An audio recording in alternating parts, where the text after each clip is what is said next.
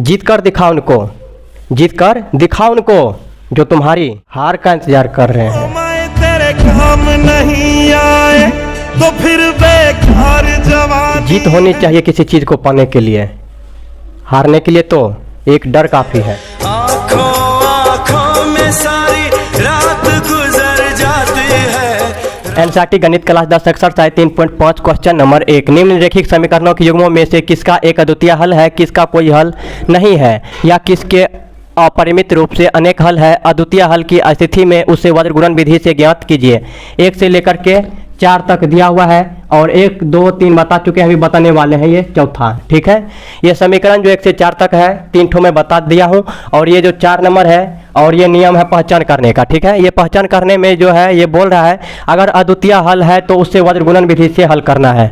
ये समीकरण अगर अद्वितीय हल होगा, इसका मतलब ये नियम को फॉलो करेगा पहला को, तो वो वज्र गुणन विधि से हल करना है। अगर इस पे नहीं आता है तो सिर्फ बताना है अनेक हल है या हल नहीं है। ठीक है, तो चलिए देखते हैं, पहले जांच करते हैं। इसको जांच करने के लिए ये नियम हमको पहले याद करना पड़ेगा। a1/a2 बराबर नहीं b1/b2, इसका एक हल या अद्वितीय हल एक ही है। नंबर 2, a1/a2 बराबर b1/b2 बराबर c1/c2। अगर इस तरह तीनों बराबर रहता है तो उसका अनेक हल होता है। नंबर 3, a1/a2 बराबर b1/b2 बराबर नहीं c1/c2, ये ऐसा रहता है तो इसका कोई हल नहीं होता है। ठीक है, अगर ये पहला नियम पे आएगा तो हमको जो है वज्र गुणन विधि पे हल करना पड़ेगा, जो कि वज्र गुणन विधि का ये सूत्र है।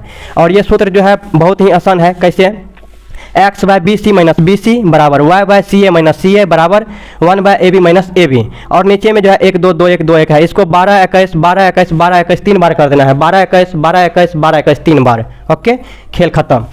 तो सबसे पहले हम यहाँ लिखेंगे हल, उसके बाद ये समीकरण लिख लेना है x माइनस 3y माइनस 7 बराबर में 0। उसके बाद है 3x माइनस 3y माइनस में 15 बराबर में 0। ये हो गया समीकरण 1 और ये हो गया समीकरण 2। उसके बाद ऊपर वाले जो समीकरण 1 है इसको a1 b1 c1 कर लेना है। ये समीकरण 2 है तो इसको कर लेना है a2 b2 और इसको c2। उसके बाद ये abc करके हमको लिख लेना है बराबर करके। ठीक है, a1/a2 बराबर b1/b2 बराबर c1/c2। उसके बाद ये सारा मान जो है ये इस पे रख लेना है। तो a1 का मान कितना है, x है, तो x के बगल में क्या छुपा है 1, तो 1 लेना, 1 हो जाएगा। यहाँ बट्टे में है a2, तो a2 कितना है 3 है बराबर b1 कितना है -3, b2 कितना है -3, तो -3 ले लिए बराबर c1 कितना है -7, c2 कितना है -15। 3 3 तो उड़ गया, माइनस माइनस भी उड़ गया। उसके बाद ये माइनस उड़ गया, तो इसको हमको फ्रेश कर लेना है। 1/3 बराबर 1/1 बराबर 7/15। तो ये देखिए किस नियम को फॉलो कर रहा है।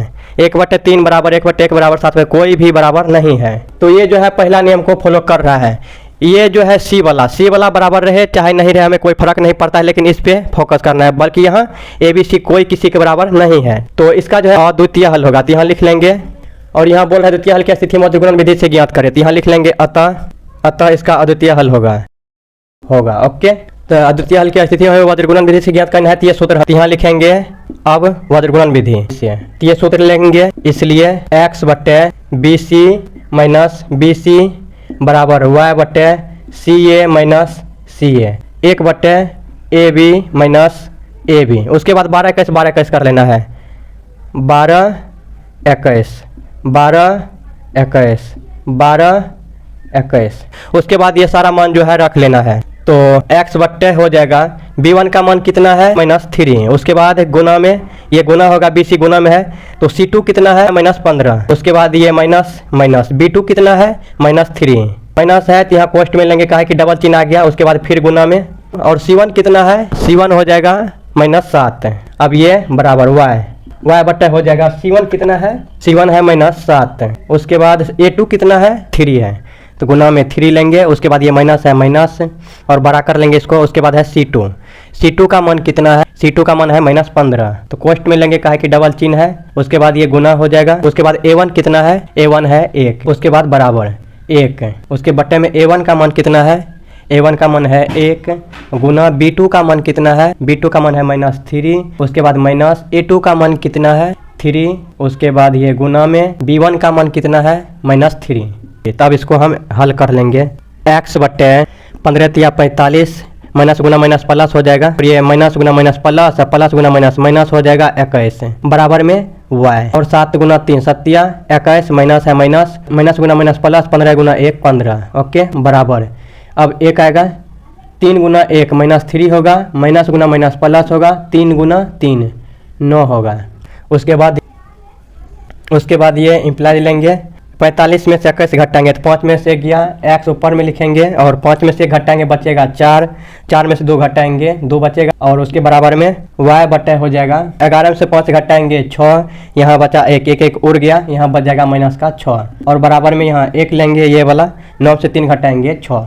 उसके बाद यहाँ देखिए इसके बराबर एक बार इसको करेंगे, इसके बराबर एक बार इसको करेंगे, कैसे वो समझ आ जाएगा। देखिए यहाँ पहले इम्प्लाई लेंगे, x बटा 24 ले लिए, उसके बाद बराबर 1 बटे 6 लेंगे, ओके। उसके बाद ये इसको लेंगे y बटे माइनस 6 और बराबर में ये 1 बटे 6, तो x गुना 6 कितना हो जाएगा 6x, और बराबर 24 गुना 1 24 गुना रहता है तो उसको हम कटा सकते हैं, 6 चौके 24, तो ये x बराबर कितना आ गया 4।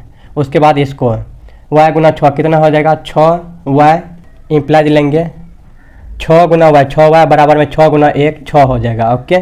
6 6 उड़ जाएगा तो एक बार में ख़त्म, तो y बराबर हो जाएगा 1, ओके।